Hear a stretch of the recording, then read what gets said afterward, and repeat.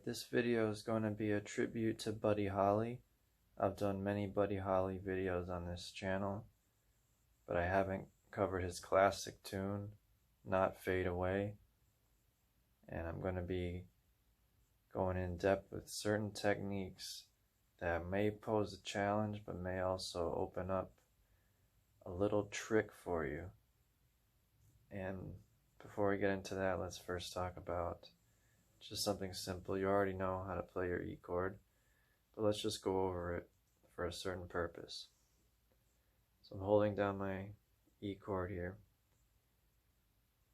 This is the thickest string, played open. My middle finger here is at the 2nd fret, 5th string. My ring finger right under it at the 2nd fret, 4th string. My index finger or first finger here, 1st fret of the 3rd string. And then we're playing the B string and the high E open, right? Now, why do I tell you that? Because you also have to think about the A chord, because we're not going to play the A chord a typical way. The A chord, typically your thumb would be wrapped over the thickest string.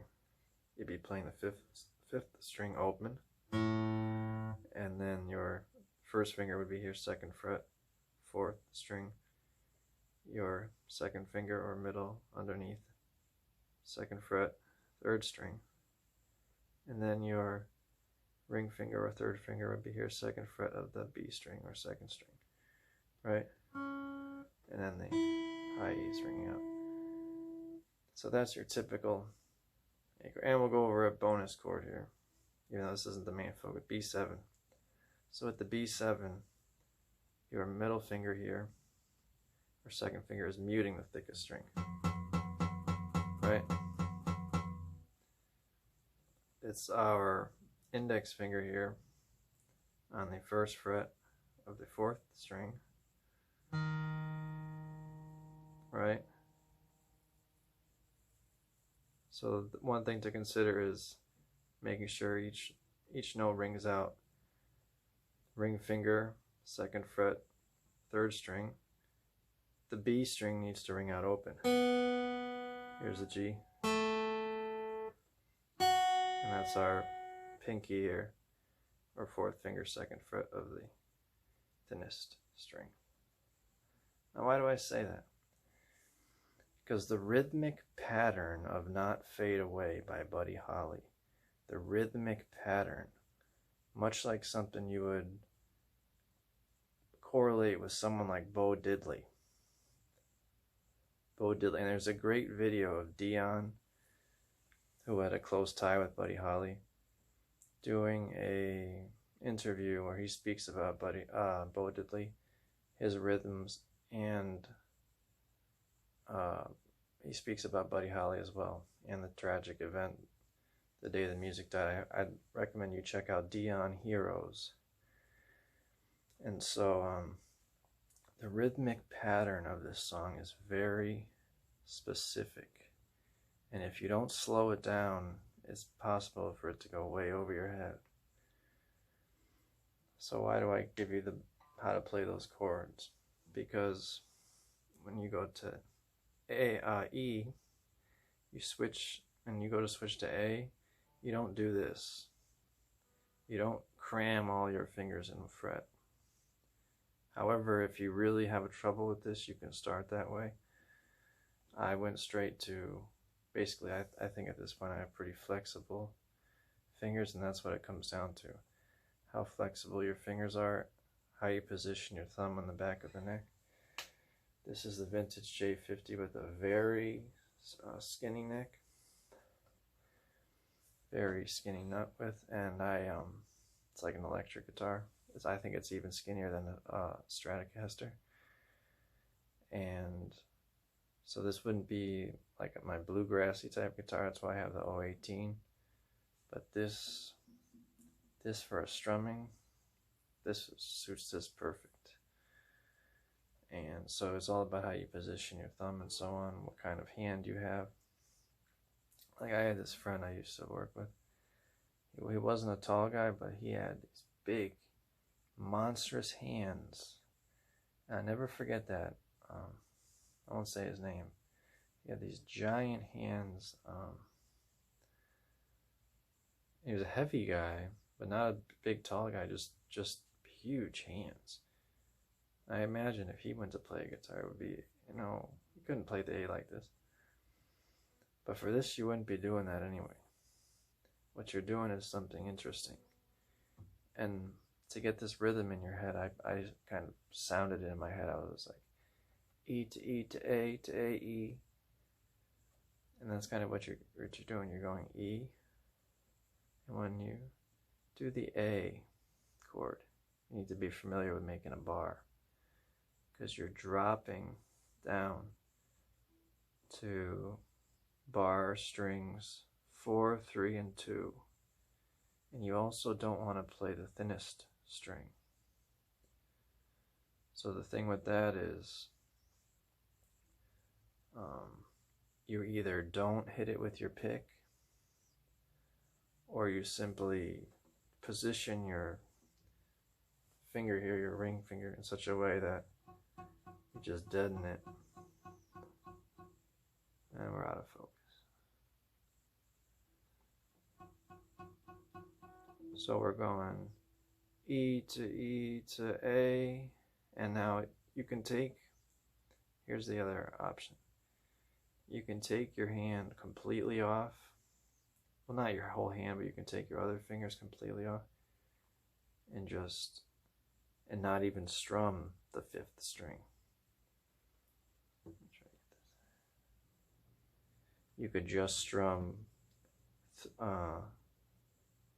4, 3, 2, and that would sound fine. Or you can leave the whole thing on and just kind of rock back and forth. Now that's what Buddy Holly did. And like I said at the intro of this,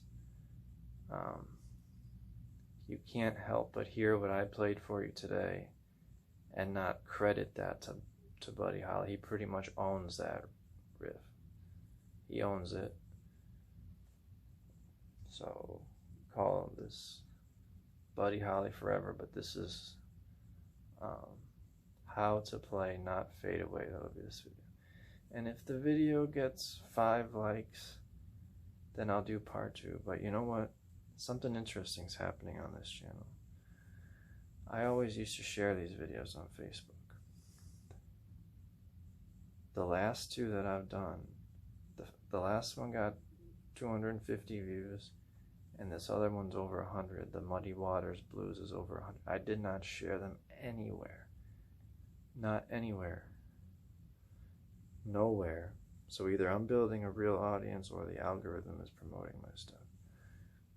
Because all I did was make the best video I could, have a really good premise, a lot of planning, have my new guitar here, which I guess maybe that's exciting to see that.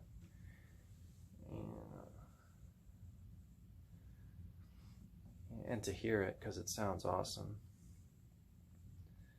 And so YouTube was just promoting it, or something is happening. I don't know what it was, but it just got views. So I made sure the video was the best video I could do. I made sure the thumbnail was good, and that's what I was doing, making sure the thumbnail's has a little bit of clickbait to it, you know, like, do this, learn this. Because I realize how important the thumbnail is. It's everything. It's just, if you think about your own behavior as a person, if you're scrolling on YouTube, what you click on is almost entirely based upon the title and the thumbnail. And then there's the element of will you or will you not show up in search and whatever. So am I done sharing to Facebook groups and all that? Maybe not done, it depends how things perform. But in other words, I'm going to keep holding up a certain standard of quality as well. Like the last 2 videos. And this one. And I got to get back on the harp as well, because my harp people are going to start unsubscribing if I don't. And I got to keep moving forward on the harp. I think because I bought all these guitars, I've been wanting to play guitar a little more than harp lately, and my guitar has been moving forward, and my harp playing is stagnating these past couple weeks. You know, but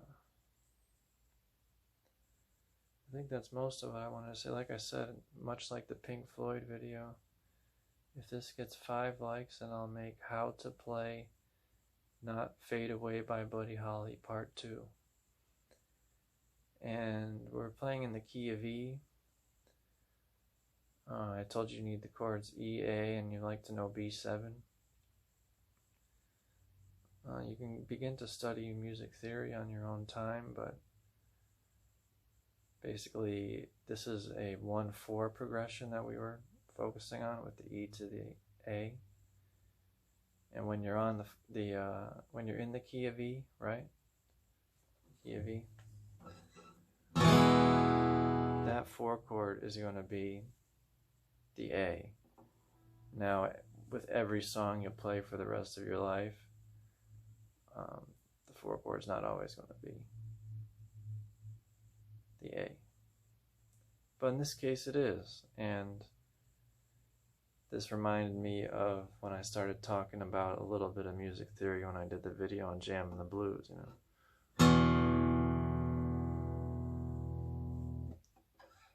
And that was a good video too, and it has a part 1 and part 2 if you haven't seen that. I made how to jam on guitar and guitar how to jam, and that's basically part 1 and 2. And yeah, you know, that's one of my favorite things to play.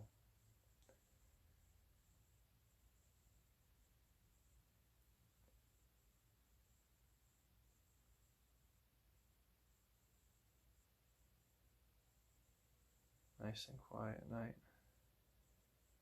But yeah, guys, I think we're going to leave it there because I still got to save this video. So 5 likes and we'll see part 2.